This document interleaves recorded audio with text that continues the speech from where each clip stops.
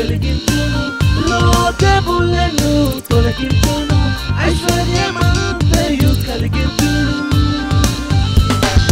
విశ్వాసంతో సాధ్యమే, సమస్తం సాధ్యమే.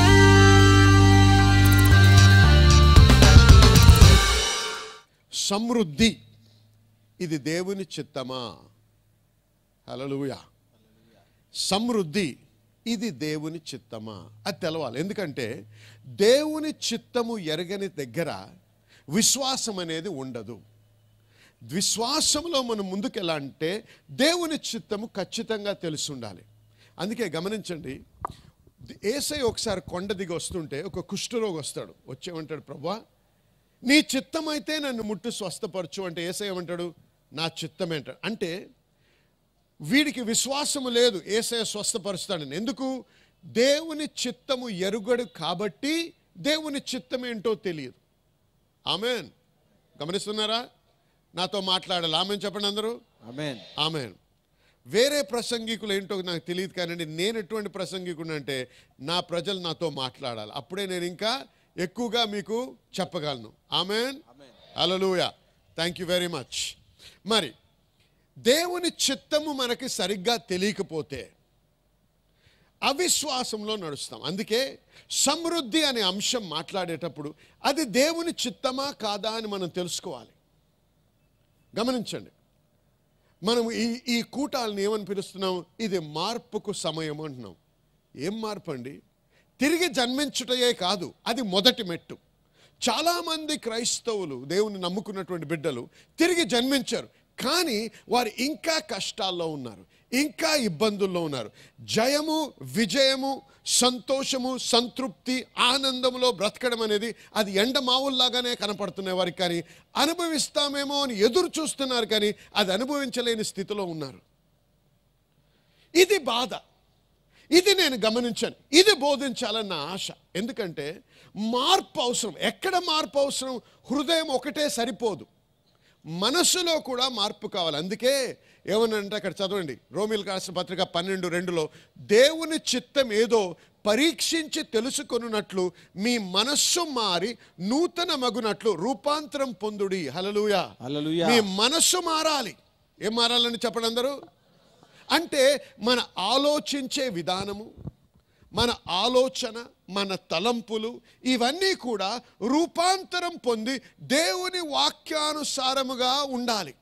దేవుని వాక్యానుసారమైనటువంటి మనస్తత్వం లేకపోతే, దేవుని వాక్యానుసారమైన తలంపులు లేకపోతే, దేవుడు ఆలోచించే విధానంలో మనం ఆలోచించకపోతే, దేవుడు వాగ్దానం ఇచ్చిన వాగ్దానాలను మనం అనుభవించలేము. అందుకే యెషయా గ్రంథంలో 55వ అధ్యాయం 8వ వచనంలో దేవుడు ఏమన్నాడంటే, నీ తలంపులు నా తలంపులు వంటివి కాదు, నా క్రియలు మీ క్రియలు వంటివి కావు. గమనించండి, మన క్రియలు దేవుని వంటి క్రియలు ఎందుకు కావో తెలుసా?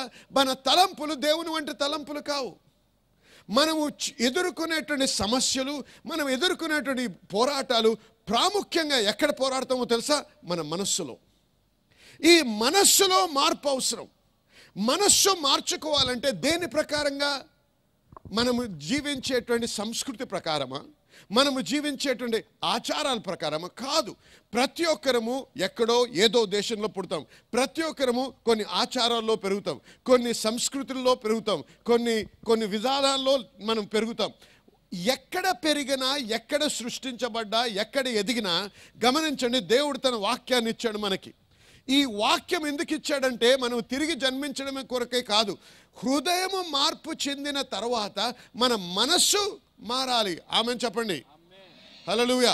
ఈ మనస్సు మారకపోతే, మన హృదయ ఆలోచనలు మారకపోతే, మన తలంపులు మారకపోతే దేవుని వాగ్దానాలు మనము అనుభవించలేము. గమనించండి, సామెతలు 23 అధ్యాయంలో 7వ వచనంలో ఇంగ్లీష్లో రాయబడింది, as a man thinketh so is he. మనిషి ఎలాగ ఆలోచిస్తాడో ఆ విధంగా జీవిస్తాడు అన్నది ఇంగ్లీష్ బైబిల్లో. As a man thinketh so is he. కాబట్టి నీ ఆలోచనలు నీ భవిష్యత్తుని రూపిస్తాయి. హల్లెలూయా. ఈరోజు నువ్వు ఏదైతే అనుభవిస్తున్నావో నీ జీవితంలో, దేన్ని బట్టి అనుభవిస్తున్నావు తెలుసా? నువ్వు గతంలో ఆలోచించిన ఆలోచనలు బట్టి ఈ రోజు నువ్వు అనుభవిస్తున్నావు. కాబట్టి నీ భవిష్యత్తు మార్చుకోవాలంటే ఈ రోజు నీ ఆలోచనలు మార్చాలి. ఆమేన్, హల్లెలూయా. కాబట్టి చాలా ప్రాముఖ్యమైన విషయం. ఎందుకంటే చాలామందికి ఇది ఒక పెద్ద సమస్య. దేవుడు సమృద్ధి మనకు ఉండడము దేవుని చిత్తమా కాదా? ఎందుకంటే మతము ఏం బోధించిందో నేను ఒకసారి చెప్తాను.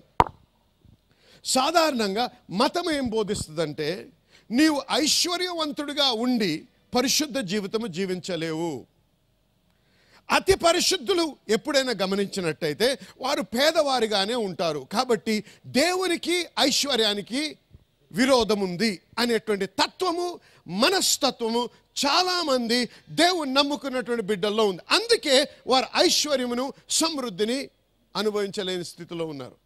సరే, ఎవరు ఏమనుకుంటున్నారో అది మనకు అనవసరం. వాక్యం ఏమంటుందో మనం తెలుసుకోవాలి. అవునా కదా? చెప్పండి అవునైతే. ఆమేన్.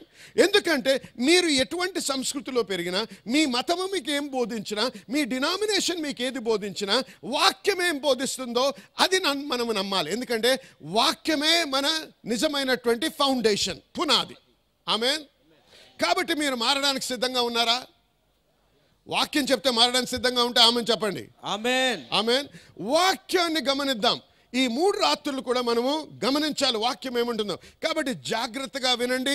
వాక్యం ఏమంటుంది, దేవుడు ఏమంటున్నాడో మనం గమనించాలి. ఏమన్నా నేను మతం ఏమంటుంది? నీవు గొప్పవాడిగా సమృద్ధిలో ఐశ్వర్యంలో బ్రతుకుతూ దేవునికి సన్నిహితంగా బ్రతకడం అసంభవము. హల్లెలూయా. ఎందుకంటే వారు ఏం తీసుకుంటారు? ఒకసారి ఉదాహరణకి గొప్పవాడు పేదవాడైన లాజరు. ఆ గొప్పవాడు ఎక్కడికి వెళ్ళాడండి? నరకానికి వెళ్ళాడు. కాబట్టి గొప్పవాడుగా ఉండి సమృద్ధిలో ఉండి మరి ఆస్తి ఉపాస్తులు ఉంటే నువ్వు నరకానికి వెళ్తావు. కాబట్టి బీదగా ఉంటేనే మంచిదేమో, పేదగా ఉంటేనే మంచిదేమో అని చాలామంది నమ్ముతారు. వాక్యం ఏమంటుంది? సరే, అదే సత్యమైతే నేను ఒక ప్రశ్న అడుగుతాను మిమ్మల్ని.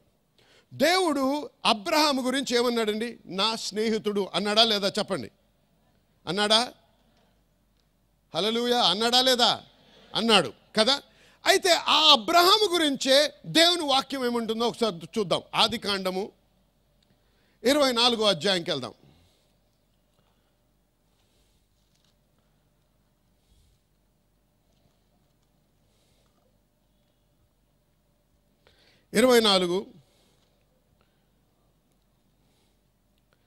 మొదటి వచనం చదువుదాం ఒకసారి. అబ్రహాము బహు కాలం గడిచిన వృద్ధుడై ఉండెను. అన్ని విషయములలో. ఆగండి. ఎన్ని విషయాలండి? గట్టిగా చెప్పాలి. ఎన్ని విషయాలు? అన్ని విషయములలో యెహోవా అబ్రహామును ఆశీర్వదించెను. హల్లెలూయా. అన్ని విషయంలో ఎవరు ఆశీర్వదించాడు? సైతానా? యెహోవా. గట్టిగా చెప్పాలి.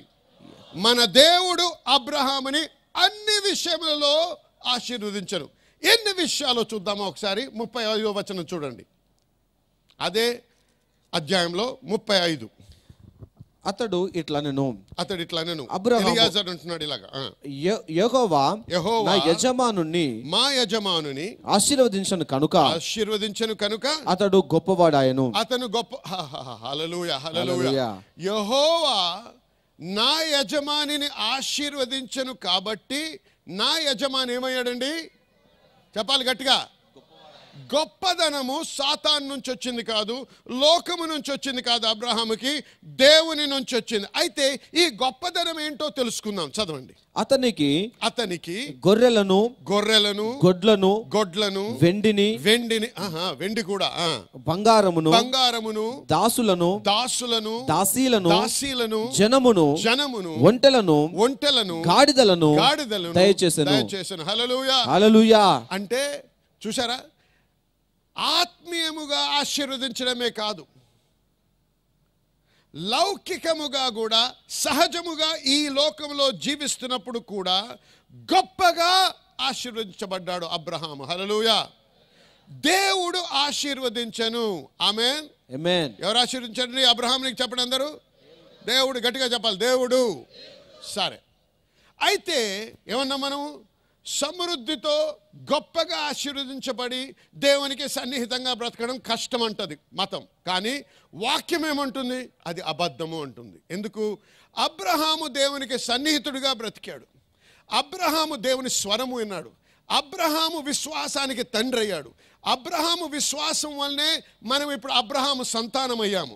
అబ్రహాముతో దేవుడు మరి మాట్లాడాడు. హల్లెలూయా. అంత సన్నిహిత సంబంధం ఉన్నటువంటి అబ్రహాముని దేవుడు బహుగా ఆశీర్వదించాను. హల్లెలూయా. ముఖ్యంగా గమనించాల్సింది ఏంటంటే, అబ్రహాము గొప్పతనానికి, ఐశ్వర్యము, మరి సమృద్ధి వెనక పరిగెత్తలేదు, కానీ దేవుని వెనక పరిగెత్తాడు. హల్లెలూయా. దేవుడిని ఎప్పుడైతే నువ్వు ప్రాముఖ్యము చేసుకుంటావు నీ జీవితంలో, సమృద్ధి అనేది నేను వెంటాడుతుంది. హల్లెలూయా. ఆమేన్. దావీదు గురించి ఏమనుందో తెలుసా మీకు వాక్యంలో? ఆయన నా హృదయానుసారి అని ఉంది. అవునా కదా? చెప్పండి, చెప్పండి అందరూ. అవునా? ఆమేన్. దావీదు దేవునికి హృదయానుసారి. అయితే మరి దావీదు పేదోడా? దావీదు పేదోడండి? కాదు, మహా ఐశ్వర్యవంతుడు. ఎంత ఐశ్వర్యవంతుడు అంటే లెక్కలేశారు. ఆయన స్వంత డబ్బులోంచి ఆలయం కట్టడానికి బంగారం, ఉట్టి బంగారం, వేరే అని పక్క పెట్టండి, ఉట్టి బంగారంని విలువ కడితే $1 బిలియన్ వర్త్ బంగారం ఇచ్చాడంట ఒక్కడు. అంతగా ఆశీర్వదించబడ్డాడు దావీదు. మరి మన మధ్యలో ఉన్నటువంటి ఒక సహోదరు జాన్ అరన్ గారి జీవితంలో కూడా మరి దేవుడు అద్భుతమైనటువంటి సమకూర్పును జరిగించడం జరిగింది. ఈ సహోదరు మరి 7 సంవత్సరాలుగా మనకి సంఘానికి వస్తూ ఉన్నారు. మరి ఈ సంవత్సరంలో పాస్టర్ మర్లిన్ గారు ప్రత్యేకించి మరి ఒక కుటుంబానికి ఒక మాట విడుదల చేయడం జరిగింది. మరి ఏదైతే మీకు రావాల్సి ఉందో, ఏదైతే ఆపు చేయబడి ఉందో, అది దేవుడు అద్భుతంగా మీకు విడుదల చేస్తున్నారు అనేటువంటి మాటను విడుదల చేశారు. ఆ మాటను పొందుకున్నటువంటి నెల రోజుల్లోపే మరి సహోదరుడికి రావాల్సిన కొన్ని అరియర్స్ $58,000, మరి ఒక ఇన్సూరెన్స్ మరి $18,000, తన భార్యకు కూడా రావాల్సినటువంటి డబ్బులు మొత్తం $88,000 వరకు వాళ్ళకి డబ్బు రావాల్సినంత కూడా వాక్యం విడుదల చేసిన నెల రోజుల లోపే మరి విడుదల అవ్వడం జరిగింది. దేవునికి సమస్తమైన మహిమ కలుగును గాక. మీరు జాగ్రత్తగా ఈ వాక్యం వినండి. ఒక మీ పెంపకం ఏమైనా, ఇంతవరకు మీరు ఈ సమృద్ధి విషయం మీరు ఏం ఆలోచించినా దానిని మనస్సు విప్పి, హృదయం విప్పి, వాక్యం అంటుందో తెలుసుకొని దాని ప్రకారంగా మలచబడడానికి సిద్ధంగా ఉండండి. ఎందుకంటే మనము వాక్యము విని దాని ప్రకారంగా మన మనస్సును మార్చుకోకపోతే మనం బంధకములోనే ఉంటాం. దేవుడు హోషేయ ప్రవక్తతో ద్వారా మాట్లాడుతూ ఏమన్నాడు తెలుసా? నా జనులు ఎవరండి అంటే ఎవరు? దేవుని నమ్ముకున్నటువంటి బిడ్డలు. నా జనులు జ్ఞానము లేని వారై ఏమవుతున్నారు? నశించుచున్నారు. హల్లెలూయా. చూసారా? అంటే జ్ఞానము లేక నువ్వు తిరిగి జన్మించావు, యేసుని నమ్ముతావు, ప్రేమిస్తావు, కానీ జ్ఞానము లేకపోతే బంధకంలో జీవిస్తావు. అందుకే వాక్యం ఇవ్వబడ్డది. హల్లెలూయా. నీ అజ్ఞానములోంచి దేవుని యొక్క జ్ఞానమును తెలుసుకొని దేవుని చిత్తము ఎరిగి ఆ చిత్తానుసారంగా ఆలోచిస్తూ ఆ చిత్తానుసారంగా జీవించడానికే దేవుడు తన వాక్యాన్ని ఇచ్చాడు. అప్పుడు అందుకే యేసేమన్నాడు? యోహాను సువార్త 8వ అధ్యాయం 32వ వచనంలో అన్నాడు, మీరు సత్యమును ఎరుగుదురు, ఆ సత్యము మిమ్మలను స్వతంత్రులుగా చేయును. హల్లెలూయా. మీరు ప్రార్థన చేయుదురు అనలేదు, మీరు సత్యమును ఎరుగుదురు. చూసారా? అందుకే వాక్యం వినేటప్పుడు మనం చాలా జాగ్రత్తగా వినాలి. వాక్యం వినేటప్పుడు సెల్ ఫోన్ ఆన్సర్ చేయకూడదు. హల్లెలూయా. చాలామంది సంఘానికి వస్తారు, వాక్యం వింటూ ఉంటారు, సెల్ ఫోన్ రాగానే మెల్లిగా ఇలా చేయబెట్టుకొని మాట్లాడుతూ ఉంటారు. నువ్వు దేవుని వాక్యం వినడానికి, దేవుని స్వరం వినడానికి వచ్చావా? నీ ఫ్రెండ్ స్వరం వినడానికి వచ్చావా? సెల్ ఫోన్ని ముంచేసి వైబ్రేటర్లో కూడా పెట్టకుండా ఆఫ్ చేసి రావాలి దేవుని సన్నిధిలోకి. నమ్మిన వారు హల్లెలూయా చెప్పండి. హల్లెలూయా. హల్లెలూయా చెప్పిన వారు ఇప్పటి నుంచి బంద్ చేయండి. ఆమేన్. కాబట్టి మీరు హలో అనకపోతే లోకం ఆగిపోద్దా? లేకపోతే ఎవడం చనిపోతాడా? ఏమీ అవ్వదు. మీరు అరగంట సేపు వాక్యం వినడానికి ఏంటి బాధ? ఆ వాక్యములోనే మీ విడుదల ఉంది, ఆ వాక్యములోనే మీ ఆశీర్వాదం ఉంది. మీరు అంత గొప్ప, దావీదు కంటే గొప్ప భక్తులా మీరు? కాదు కదా. కాబట్టి జాగ్రత్తగా ఏమన్నాడు? 7 సార్లు దేవుని దగ్గరికి వచ్చాడంట. ఆయనకంటే బిజీయా మనము? దేవునికి ఇవ్వాల్సిన ప్రత్యేకత మనం ఇచ్చినప్పుడు, మన జీవితంలో దేవునికి ఇవ్వాల్సిన స్థలం మనం దేవునికి ఇచ్చినప్పుడు మనల్ని దేవుడే గొప్పగా ఆశీర్వదిస్తాడు. హల్లెలూయా.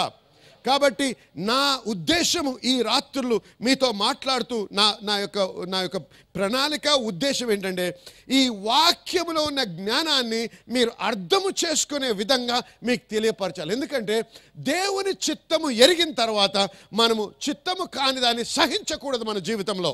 హల్లెలూయా, హల్లెలూయా. కాబట్టి ఏమన్నాడు?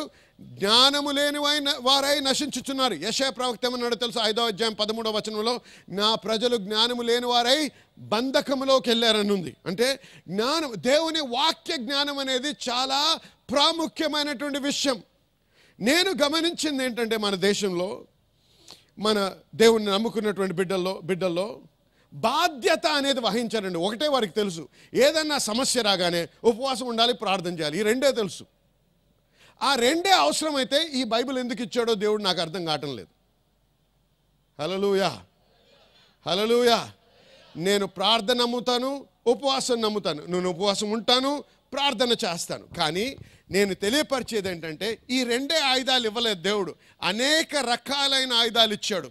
వాక్యాన్ని ఖడ్గము అన్నాడు, ప్రార్థనని ఖడ్గము అనలేదు. ఆమేన్. ఖడ్గముతో ఛేదించాలి. వాక్యం అనే ఖడ్గముతో తునాతునికలుగా చేయగలము దేన్ని? సాతాన్ని. సాతాను వచ్చి యేసయ్యను ఎదిరించి యేసయ్యను శోధించినప్పుడు ఒక్కసారి మిమ్మల్ని ప్రశ్న అడుగుతాం, ప్రార్థన చేశాడా అండి? మాట్లాడండి. ప్రార్థన చేశాడా? లేదు. ఏం చేశాడు? వాక్యమును వాడాడు. హల్లెలూయా. కాబట్టి వాక్యముకి ఇవ్వాల్సిన స్థానము చాలామంది దేవుని నమ్ముకున్న బిడ్డలు ఇవ్వటం లేదు. వాక్యం చదవడానికి సమయం లేదు వారికి, వాక్యమును ధ్యానించడానికి సమయం లేదు, వాక్యం తెలుసుకోవాలనే ఆశ మరీ లేదు. అందుకే ఈ బంధకాల్లో మనం జీవిస్తూ ఉన్నాం. కానీ ఎప్పుడైతే మన స్వతంత్రము, మన ఆనందము, మన సంతృప్తి, మన సంతోషము, మన విజయము, మన సమృద్ధి ఇవన్నీ ఈ వాక్యంలో ఉన్నాయని మనం తెలుసుకుంటామో అప్పుడు మనం ఈ వాక్యాన్ని ధ్యానించి వాక్య జ్ఞానం పొందినట్టయితే ఏదైతే మనల్ని ఇంతకాలం బంధించిందో దాన్ని మనం ఛేదించి మంచి ఆశీర్వాదంలోకి మనం నడవగలం. హల్లెలూయా, హల్లెలూయా. దేవునికి స్తోత్రం. హల్లెలూయా. మరి ఏమన్నా మనం? సమృద్ధి ఇది దేవుని చిత్తమా? హల్లెలూయా. గమనించండి. ఇప్పుడు ఏమన్నా 2 అంశాలు చూపించాను. దావీదును చూపించాను, అబ్రహామును చూపించాను, వీరి జీవితాల్లో సమృద్ధి చూపించాను. మరి ఇప్పుడు లూకా సువార్త 4వ అధ్యాయం 18వ వచనానికి వెళ్దాం. లూకా సువార్త 4వ అధ్యాయము 18వ వచనం చదువు నాయన. ప్రభువు ఆత్మ నా మీద ఉన్నది. ప్రభు ఆత్మ నా మీద ఉంది. బీదలకు సువార్త ప్రకటించుటకై. ప్రభు ఆత్మ నా మీద ఉంది. ఎందుకు? బీదలకు సువార్త. ఒక మాట అండి, సువార్త అంటే ఏంటండి? మంచి వార్త. అంతేనా? హల్లెలూయా. అంతేనా అండి? ఆమేన్. ఇప్పుడు రోగి దగ్గరికి వెళ్ళి నువ్వు ఈ సువార్త, నీకు సువార్త ఉందండి, నువ్వు ఈ రోగంతో ఇంకా బాధపడాల్సిన అవసరం లేదు అంటే అది మంచి వార్త, చెడ్డ వార్త? మంచి వార్త కదా. ఇప్పుడు పేదవాడి దగ్గరికి వెళ్ళి నీకు రోగం ఉండే అవసరం లేదంటే అది మంచి వార్త, చెడ్డ వార్త? అది మంచి కాదు, చెడు కాదు. ఎందుకంటే వాడు ఎదుర్కొనేది రోగం కాదు, వాడు ఎదుర్కొనేది పేదరికం. కాబట్టి పేదవాడికి మంచి వార్త ఏంటి? నువ్వు పేదరికంలో జీవించాల్సిన అవసరత లేదు. యేసయ్య ఏమంటున్నాడు? నా మీద ఏం అభిషేకం ఉంది? ప్రభు ఆత్మ నా మీద ఉంది. దేనికి? పేదలకు సువార్తను ప్రకటించడానికి. హల్లెలూయా, హల్లెలూయా. పేదరికం అనేది, లేమి అనేది, దరిద్రత అనేది, కరువు అనేది దేవుని నుంచి వచ్చేవి కావు. హల్లెలూయా. గమనించండి, మనిషి పాపము చేసిన తర్వాతే ఇవన్నీ వచ్చాయి. పాపము చేయనంత వరకు ఏదేను వనములో ఉన్నంత కాలము లేమి అనేది మానవుడు ఎరగడు. కాబట్టి పాపానికి ఫలితముగా వచ్చినటువంటి విషయాలు ఇవన్నీ. పేదరికము, లేమి, దరిద్రత, కరువు ఇవన్నీ పాపము వలన వచ్చినటువంటి విషయాలు. గమనించండి ఇక్కడ. మరి సామెతలు 10వ అధ్యాయం 15వ వచనం చూద్దాం ఒకసారి. సామెతలు 10:15. ధనవంతుని ఆస్తి ధనవంతుని ఆస్తి వానికి ఆశ్రయ పట్టణము. వానికి ఆశ్రయ పట్టణము. దరిద్రుని పేదరికము దరిద్రుని పేదరికము వానికి నాశనకరము. వానికి నాశనకరం. చూసారా, పేదరికము నాశనకరం. పేదరికం ఒకడికి ఆశీర్వాదం కాదు, పేదరికం వాడిని నాశనం చేయడానికే వస్తుంది.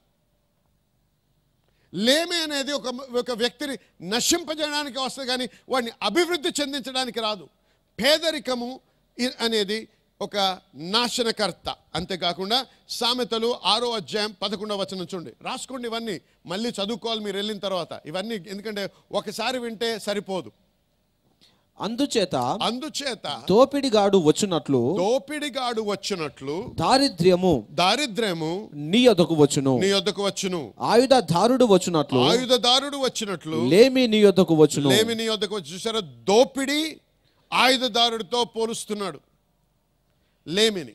చూసారా, కాబట్టి మీకేం తెలియపరుస్తున్న ఈ రాత్రి అంటే, ఈ లేమి, పేదరికము, దరిద్రత, కరువు అనే దేవుడు వీటిని సృష్టించలేదు. దేవుని యొక్క చిత్తము మన పట్ల ఇది కాదు అని మీకు వాక్యంలో చూపిస్తున్నాను. మరి యేసయ్య అన్నాడు, He became poor that you might become rich. మనము ధనవంతులు అవడానికి ఆయన దరిద్రుడాయను. దరిద్రుడాయను. హల్లెలూయా. గమనిస్తున్నారా దేవుని చిత్తం ఏంటో? మనము ధనవంతులు అవ్వడానికి. హల్లెలూయా. చెప్పండి మీ అందరు నాతో పాటు, నేను ధనవంతుడు అవ్వడానికి యేసయ్య దరిద్రుడాయను. మళ్ళీ చెప్పండి, యేసయ్య దరిద్రుడయ్యాడు, నేను ధనవంతుడు అవ్వడానికి. హల్లెలూయా. ఈరోజు మీ స్థితి ఏమైనా సరే మర్చిపోకండి, అక్కడ ఉండాల్సిన అవసరం లేదు. ఎందుకంటే మీరు గమ్యాన్ని చూడాలి. గమ్యం ఎప్పుడైతే చూస్తారో, గమ్యాన్ని గుర్తిస్తూ సత్యాన్ని ఎరిగినప్పుడు, మీరు ఏదైతే మిమ్మల్ని ఆపుతుందో, ఏదైతే మిమ్మల్ని ఇంతకాలం బంధించిందో, ఏదైతే మిమ్మల్ని ముందుకు పోకుండా సాగకుండా చేసిందో, దాన్ని విచ్చేసి దాన్ని తునాతునకలు చేసే వాక్యం అనే ఖడ్గంతో మీరు ఆ గమ్యాన్ని, ఆశీర్వాదాన్ని అనుభవించగలరు. హల్లెలూయా. దేవునికి స్తోత్రం. హల్లెలూయా. హల్లెలూయా. మరి 3వ యోహాను 2వ వచనం ఏముందో చూడండి ఒకసారి. ప్రియుడా నీ ఆత్మ వర్ధిల్లుచున్న ప్రకారము అన్ని విషయములలో నువ్వు వర్ధిల్లుచు సౌఖ్యముగా ఉండవలెనని ప్రార్థించుచున్నాను. హల్లెలూయా. దేవుని చిత్తం ఏంటని? నువ్వు అన్ని విషయములలో, ఎన్ని విషయాలండి చెప్పండి? అంటే దారిద్రతలో ఉండడము దేవుని యొక్క చిత్తము కాదు. గమనిస్తున్నారా? మీ మతము మీకు ఏమి బోధించినా సరే, మనుషుల అనుభవం ఏదైనా సరే, ఒక గొప్ప భక్తుడిని ఉదాహరణ తీసుకోవచ్చు. ఆయన చాలా పేదరికంలో బ్రతికాడు అని చెప్పవచ్చు. మనిషి యొక్క ఎక్స్పీరియన్స్, అనుభవాన్ని బట్టి వాక్యాన్ని మనం ఎప్పుడు కూడా ఎరగకూడదు, ప్రూవ్ చేయకూడదు దీన్ని. కానీ వాక్యము మన అనుభవాన్ని సరిదిద్దాలి. హల్లెలూయా. మనిషి అనుభవము వాక్యము నిరర్ధకమా లేకపోతే స్థిరమైందా ఏర్పాటు చేయదు. వాక్యమే మన జీవితమును, మన అనుభవాన్ని మార్చి తీర్చిదిద్దేది. హల్లెలూయా. కాబట్టి ఇతరుల అనుభవాన్ని బట్టి మనము నమ్మకూడదు దేవుణ్ణి. దేవుని యొక్క వాక్యముని బట్టి దేవుణ్ణి నమ్మాలి. ఎందుకో తెలుసా? ఏమన్నాడు యేసయ్య? భూమి ఆకాశములు గతించిపోవును, కానీ నా మాటలో ఒక సున్నైనను పొల్లైనను కొట్టివేయబడదు. హల్లెలూయా. కాబట్టి మనిషి అనుభవాలు మారతాయి. ఒక్కొక్కడి విశ్వాస పరిమాణము చొప్పున వాడు దాన్ని అనుభవిస్తాడు. అంతేకాని మనిషి ఎంత గొప్ప భక్తుడైనా సరే, ఒక భక్తుని జీవితాన్ని తీసుకొని వాక్యము నిజమా కాదా అని మనం ఎప్పుడు కూడా ప్రశ్నించకూడదు. వాక్యము నిజము అని యేసయ్య చెప్పాడు కాబట్టి నమ్మాలి. హల్లెలూయా. దేవుడు చెప్పాడు కాబట్టి ఈ వాక్యం మీద నిలబడాలి, కానీ మనిషి అనుభవం మీద మనము నిలబడకూడదు. హల్లెలూయా. దేవుని వాక్య ప్రకారం ఆయన పొందిన గాయముల చేత మనము స్వస్థత నొందితిమి అని వ్రాయబడి ఉంది. కాబట్టి దేవుడు మనందరము కూడా మంచి ఆరోగ్యముతో, స్వస్థతతో జీవించాలని దేవుడు ఆశిస్తున్నాడు. అందుకే ఆయన గాయములు పొందాడు. కాబట్టి మీలో ఎవరికైనా ఏ రకమైన అనారోగ్యమైన ఉన్నట్టయితే శారీరకంగా ఉండొచ్చు, మానసికంగా ఉండొచ్చు, ఎటువంటి ఇబ్బంది అయినా మరి దాని విషయమే ప్రార్థించాలని నేను ఆశిస్తున్నాను. కాబట్టి మీకు ఎక్కడ ఏ రకమైన జబ్బున్నా అక్కడ మీ చేయి తీసుకొని పెట్టుకోండి. గుండె జబ్బు అయితే గుండె మీద, మరి చర్మ వ్యాధి అయితే చర్మం మీద, మరి తలతో సంబంధించింది అయితే తల మీద చేయి పెట్టుకోండి. మరి పెట్టుకోలేనటువంటి స్థలం అయితే తల మీద చేయి పెట్టుకోండి. నాతో ఏకీభవించండి, ప్రార్థిస్తాము. ప్రార్థనలో శక్తి ఉంది, యేసయ్య రక్తములో శక్తి ఉంది. నేను ప్రార్థించినప్పుడు మీరు నమ్మండి, ఖచ్చితంగా మీరు స్వస్థత నొందుతారు. నొందినప్పుడు మీరు ఖచ్చితంగా మాకు వ్రాసి తెలియపరచండి. మనందరం కలిసి దేవుని స్తుతిద్దాం. ఎందుకంటే మన దేవుడు అద్భుతాలు చేసే దేవుడు. ప్రతి వారం కూడా మేము సంఘంలో అనేక మంది వచ్చి ఆయన స్వస్థత నిమిత్తమైన సాక్ష్యాలు చెప్తూ మరి మేమందరం కలిసి దేవుని గణపరచడానికి అవకాశం కలిగిస్తున్నాడు దేవుడు. కాబట్టి మీరు కూడా అటువంటి అనుభవం పొందుతారని నేను నమ్ముతున్నాను. కాబట్టి దయచేసి మీ చేయి తీసుకొని మీరు ఎక్కడ బాగాలేదో, ఎక్కడ అనారోగ్యం ఉందో, ఎక్కడ అస్వస్థత ఉందో అక్కడ చేయి పెట్టుకొని ప్రార్థన చేద్దాం. యేసయ్యా మీకు స్తుతి చెల్లిస్తున్నాము నాయన, మీకు మహిమ కలుగును కాక. మా స్వస్థత నిమిత్తమై మీరు గాయములు పొందారు. మీ యొక్క వీపంతా కూడా చిట్లిపోయింది. మీ శరీరము ముక్కలు ముక్కలుగా చేయబడ్డది ప్రభా, చీల్చబడ్డది ప్రభా. మీ రక్తము కార్చారు ప్రభా, ఎందుకంటే మా స్వస్థత నిమిత్తము, మా రక్షణ నిమిత్తం. కాబట్టి ప్రభా మీకు స్తుతి చెల్లిస్తున్నాం. ప్రతి విధమైనటువంటి అనారోగ్యము ఎవరైతే ఈ బిడ్డలు విశ్వాసముతో చూస్తున్నారో వారు చేయి చాపి మీ టీవీ ముట్టినప్పుడు ప్రభా ఇప్పుడే మీ శక్తి వారిలో పారును కాక. ప్రతి విధమైనటువంటి దుష్ట శక్తి విరగగొట్టబడును గాక ప్రభా. ప్రతి విధమైనటువంటి అనారోగ్యం నుంచి సంపూర్ణ విడుదల కలుగును గాక ప్రభా. విశ్వాసముతో నమ్మిన ప్రతి బిడ్డ కూడా ఈ సమయంలో స్వస్థత నొందుతున్నారని నేను పలుకుచున్నాను యేసు నామములో. కాబట్టి ప్రభా గొప్ప గొప్ప కార్యములు జరిగించండి. ఆర్థరైటిస్ నుంచి ప్రభా, హై బ్లడ్ ప్రెషర్ నుంచి ప్రభా, హై బ్లడ్ షుగర్ లెవెల్ నుంచి ప్రభా, మరి థైరాయిడ్ లెవెల్స్ నుంచి ప్రభా, మరి ఇంకా రూమటాయిడ్ ఆర్థరైటిస్ నుంచి ప్రభా, మరి కిడ్నీ ప్రాబ్లమ్స్ ఉండొచ్చు ప్రభా, తలకు సంబంధించి ఉండొచ్చు. ప్రతి దాని నుంచి మీరు విముక్తి ఇప్పుడే అనుగ్రహిస్తున్నది మీకు స్తుతి చెల్లిస్తున్నాము తండ్రి. హల్లెలూయా. నమ్మిన వారు నాతో పాటు హల్లెలూయా చెప్పండి. మరి స్వీకరించండి. ఈ సమయంలో దేవుడు మీ శరీరంలో ఒక గొప్ప కార్యము జరిగిస్తున్నాడు. నమ్మిన వారు మీరు తెలుసుకుంటారు కూడా, మీరు అనుభవిస్తారు కూడా. ఈ సమయంలో మీరు అనుభవిస్తున్నారు. దేవునికి స్తోత్రం. హల్లెలూయా. ఈ సమయంలో మీ కనులు విప్పబడుతున్నాయి. హల్లెలూయా. ఇప్పుడే దేవుడు మిమ్మల్ని ఈ సమయంలో మరి శారీరక మరి స్కిన్ డిసీజ్ నుంచి హీల్ చేస్తున్నారు. తీసుకోండి, తీసుకోండి, ఈ సమయంలో తీసుకోండి. హల్లెలూయా. దేవా మీకు స్తోత్రం, మీకు స్తోత్రం, మీకు స్తోత్రం నాయన. ఈ గొప్ప కార్యాలు జరిగించమని మీ యొక్క నామం గణపరచబడను గాకని యేసు నామములో ప్రార్థించి మరి వేడుకొనుచున్నాము తండ్రి. ఆమేన్. హల్లెలూయా.